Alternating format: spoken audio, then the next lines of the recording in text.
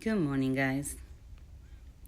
Today we are under about 24 inches of snow, and this is how the yard is looking. However, I want to show you, and I also want to assess the land and see how can I improve it, what do I need to change, and what I am keeping. As you can see, it's gonna be difficult for me to go in, but I want to show you. Look at this. This is an andina that is supposed to be evergreen.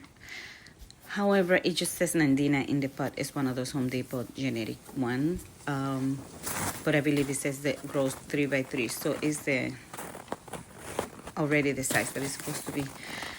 Back there, you can see the boxwood. Those are the new, better boxwoods that I planted there. They're eventually going to grow, and I'm going to keep in a sphere or a ball shape. In here, those are the roses. I'm thinking in that corner I might add another boxwood. This is the North Pole Arborvitae that eventually is going to grow there. It's splitting in the middle, so I think I'm going to take one of those leaders out. All the way to the end over there, there's a Leyland cypress that I purchased when I started the garden, and I didn't realize it was going to grow up to 50 feet tall. And then on top of that, I added 2 big trees in the side. So I think I like the other 2, so he is going to have, the Leyland cypress is going to have to get out. I'm going to replace it with the holly, the castle spire that grows 10x4. These are my hedge of little lime hydrangea that are going to look amazing and backed up by the evergreens all the way to the back. Those are not changing. I might take out a viburnum that is there to put it in another flower bed, but that's all that is going to change in that corner at least.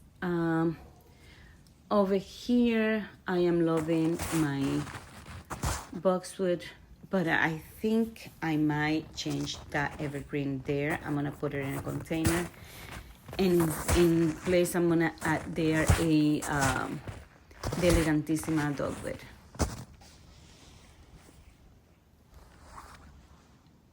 Back here, this is the sunken garden. I am liking the green giant arborvitae wall back there because I just want to cover the neighbors' houses. And I am very pleased with the growth rate and how it's looking. Very, very happy with that.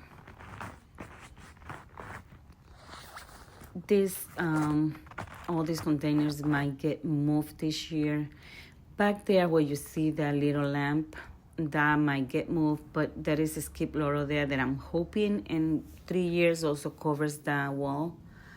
Meanwhile, I'm gonna see what I could do this year because I want something fast. And I know if I would have planted 3 years ago, today I wouldn't have to deal with it, but you live and learn, right? All my containers are under the snow. It's very difficult to explain there what's going on because they are all covered under the snow. But we will see how everything comes out of this storm. It's been like that for almost a week already, and I don't think it's gonna change. We have many days with single-digit temperatures, so it's been rough, but hopefully the plants are resilient and they could take it. All these plants are supposed to be the right zone for them. So that one is the castle spire that I'm gonna plant over there to replace the Leyland cypress. This is the front yard. Nothing's going on. I just want to show you how everything is covered and you cannot make up what we have planted or where the yard ends or starts. It's just bizarre. However, by adding the evergreens over here, I could also see that at least I have a few things to look at and some definition, and that was my intent. I also want to show you how beautiful everything looks in the dead of winter when you plan for it. Look at this pink blush Nandina. I think I need more of that in my life. Beautiful, and only grows 2 by 2. And this is just a little ride about town that we took.